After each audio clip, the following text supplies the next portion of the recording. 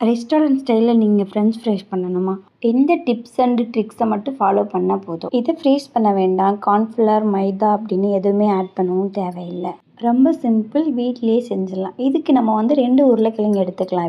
இப்போது அது மேலே இருக்க தூளை நல்லா ரிமூவ் பண்ணிவிட்டு எடுத்து வச்சுக்கலாம். இப்போ ரிமூவ் பண்ணதுக்கப்புறமா நம்ம அதே ஸ்டைலில் நீள நீளமாக நம்ம கட் பண்ணி எடுத்து வச்சுக்கிறோம்.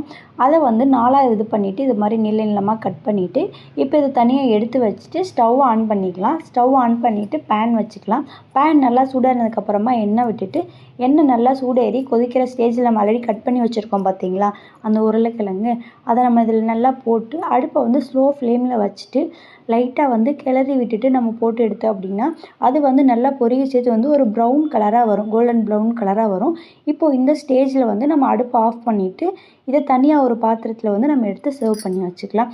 இது மேலே நம்ம அப்படியே சாப்பிட்டாலும் சரி, இல்லை பெப்பர், ரெட் சில்லி பவுடர், இல்லை சாட் மசாலா, இதை எது வேணாலும் தூவிக்கலாம். இல்லை அப்படின்னா நம்ம சாஸ் கூட இதில் ஆட் பண்ணிக்கலாம். அவ்வளோதான், நமக்கு அருமையான ஃப்ரெஞ்ச் ஃப்ரைஸ் ரெடி. இன்னும் இது மாதிரி ஈஸியான ரெசிபி வேணும்னா மறக்காமல் நம்ம சேனலை சப்ஸ்கிரைப் பண்ணுங்கள்.